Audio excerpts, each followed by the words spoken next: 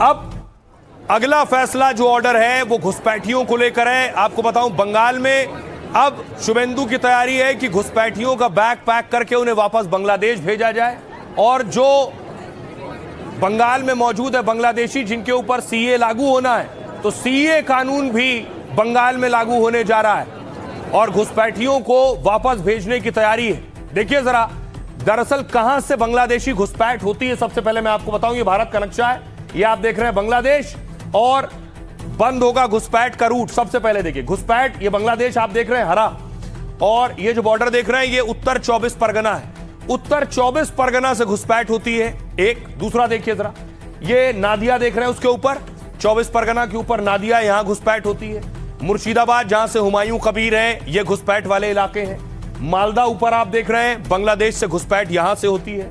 और ऊपर आइए, दिनाजपुर आप देख रहे हैं, यहां से बांग्लादेशी घुस आते हैं। और ऊपर जलपाईगुड़ी नॉर्थ बंगाल का हिस्सा जो है, और दार्जिलिंग में, ये वो जिले हैं जहां से घुसपैठ होती। उत्तर 24 परगना, नादिया, मुर्शिदाबाद, दिनाजपुर, मालदा, जलपाईगुड़ी और दार्जिलिंग। इसलिए अब देखिए क्या क्या कर रहे हैं अब शुभेंदु अधिकारी। शुभेंदु ने सबसे पहले बाड़ेबंदी की है इन जिलों में जहां फेंसिंग नहीं है, और जमीन दे दी है। वो तस्वीर आप देख रहे हैं, बीएसएफ के हवाले दार्जिलिंग का गांव है, ये उसकी तस्वीर आप देख रहे हैं। बॉर्डर सिक्योरिटी फोर्स को एक गांव दिया गया है सुरक्षा के लिए, यहां फेंसिंग भी होगी और चौकसी भी होगी, जिससे कोई घुसपैठिया ना घुस पाए।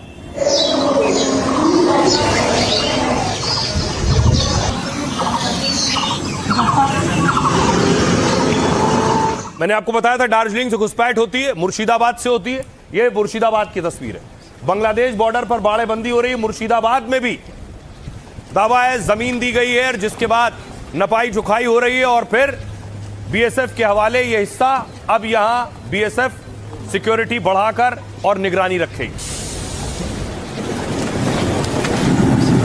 और आरोप लगता है अब तक ममता बनर्जी सरकार से जमीन मांगी जा रही थी, लेकिन सरकार ने दी नहीं। अब मैं आपको बताऊं कि 3D फॉर्मूला क्या है शुभेंदु अधिकारी का, जिसके तहत बांग्लादेशियों पर कार्रवाई होने वाली है, सबकी वापसी होगी। शुभेंदु ने घुसपैठियों के खिलाफ 3D प्लान का ऐलान किया है। पहला डी क्या है? डिटेक्ट, यानी संदिग्ध घुसपैठियों की पहचान करना। दूसरा डी है डिलीट, यानी सरकारी रिकॉर्ड और दस्तावेजों से नाम हटाना। और तीसरा डी है डिपोर्ट, यानी हिरासत में लेकर घुसपैठियों को देश से बाहर करना। शुभेंदु ने बीएसएफ अधिकारियों के साथ बैठक के बाद साफ कह दिया है, बंगाल पुलिस संदिग्ध घुसपैठियों को पकड़कर सीधे बीएसएफ को सौंप देगी, और बीएसएफ बांग्लादेश बॉर्डर गार्ड के साथ तालमेल और बातचीत करेंगे। बांग्लादेश की तरफ से जांच में उनके देश के होने की पुष्टि होती है, यानी जो घुसपैठिए पकड़े जाएंगे उनके डॉक्यूमेंट्स भेजे जाएंगे बांग्लादेशी एजेंसियों को, वहां उनकी पहचान परेड होगी, दस्तावेज सही होंगे। इसके बाद कानूनी प्रक्रिया से घुसपैठिए बांग्लादेश भेजे जाएंगे। बांग्लादेश की तरफ से और ना घुसपैठ हो, इसके लिए इंतजाम हो रहे हैं। शुभेंदु सरकार ने बॉर्डर की 27 किलोमीटर की जमीन बीएसएफ को सौंप दी है, और 18 किलोमीटर में कटीले तारों की बाड़ लगेगी, बाकी में बीएसएफ की चौकियां होंगी, लोग घुस कर ना आने पाए जहां फेंसिंग नहीं है। घुसपैठ रोकने के लिए मुर्शिदाबाद और मालदा पर खास फोकस होगा। मुस्लिम बहुल इन दो जिलों से सबसे ज्यादा घुसपैठ की खबर आती है कि यहां लोग घुस आते हैं, फर्जी आधार कार्ड बन जाते हैं, पहचान पत्र, और फिर वहीं बस जाते हैं। लेकिन अब वहां मजबूत सुरक्षा और सीए कानून लागू होगा। बंगाल में जो सीए के दायरे में नहीं आते वो घुसपैठिए माने जाएंगे। सरकार ने कहा है सीए के तहत पाक, बांग्लादेश, अफगान के अल्पसंख्यकों को राहत मिली। हिंदू, सिख, बौद्ध, जैन, पारसी और ईसाई समुदाय के लोग इसमें आते हैं। लेकिन वही शरणार्थी जो 31 दिसंबर 2014 को या उससे पहले भारत आ गए, जो विदेशी सीए की शर्त पूरी करते हैं, उन्हें परेशान नहीं किया जाएगा। शुभेंदु सरकार की कार्रवाई सिर्फ अवैध घुसपैठियों के खिलाफ होगी।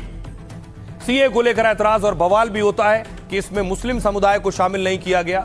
सरकार का हमेशा तर्क रहा है कि पाकिस्तान, बांग्लादेश और अफगानिस्तान में कम से कम धर्म के आधार पर मुसलमानों से प्रताड़ना उनके साथ नहीं हो सकती है, इसलिए वो सीए का हिस्सा नहीं है। सुनिए अब सियासतदान क्या कहते हैं। बांग्लादेशी घुसपैठियों को अदालत के बजाय बीएसएफ को सौंपने का कानून कल से पश्चिम बंगाल में प्रभावी हो गया है।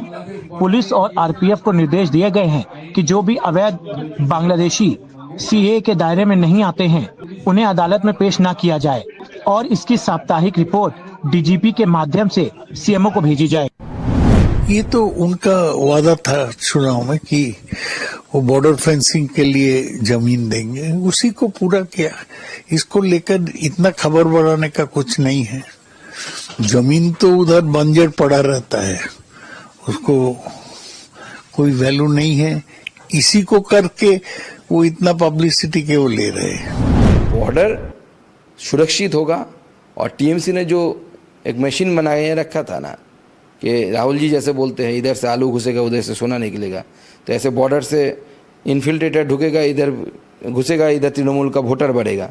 वो मशीन हम बंद करने वाले हैं। जो बेआईनी घुसपैठी कोई बाहर से कोई अलग देश से आएगा तो उनको खिलाफ कार्रवाई होना चाहिए। लोकल जो थाना है वो पकड़ के बीएसएफ को हाथ के सौंप देगी, तो बीएसएफ को उनको उसी देश में कांटेक्ट करके वो वापस देगी। यही तो बोला है, वो तो होना ही चाहिए।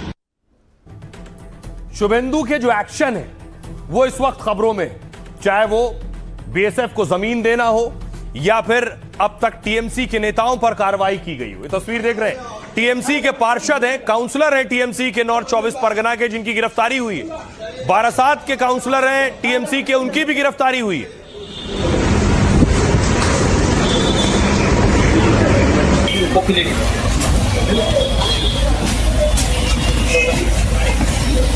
तृणमूल कांग्रेस के एक पार्षद पर आरोप है उगाही का और दूसरे पार्षद की गिरफ्तारी हुई है हिंसा के मामले में। शुभेंदु ने देखिए जरा क्या कहा है। शुभेंदु कह रहे हैं कि जो हिंसा करेगा उसी से वसूली होगी। और आसनसोल में फाड़ी में तोड़फोड़ कर दिया ना, 200% वसूली होगा। जो किया है उसको पकड़ से निकाल के करूंगा। और आसनसोल में फाड़ी। शुभेंदु के एक और फैसले पर बवाल हो गया।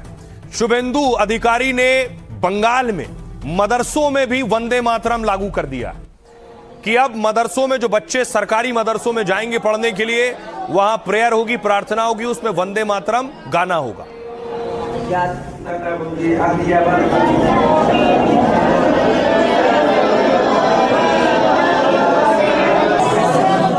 अब देखिए जरा वंदे मातरम पर नियम क्या है बंगाल में और इस पर विरोधी क्या कह रहे हैं। बंगाल की शुभेंदु सरकार ने यह बड़ा फैसला किया है कि अब बंगाल के सभी मदरसों में वंदे मातरम गाना अनिवार्य होगा। यूपी सरकार ने भी मदरसों में वंदे मातरम गाना अभी तक अनिवार्य नहीं किया, लेकिन बंगाल में शुभेंदु के इस बड़े फैसले की देश भर में चर्चा हो रही।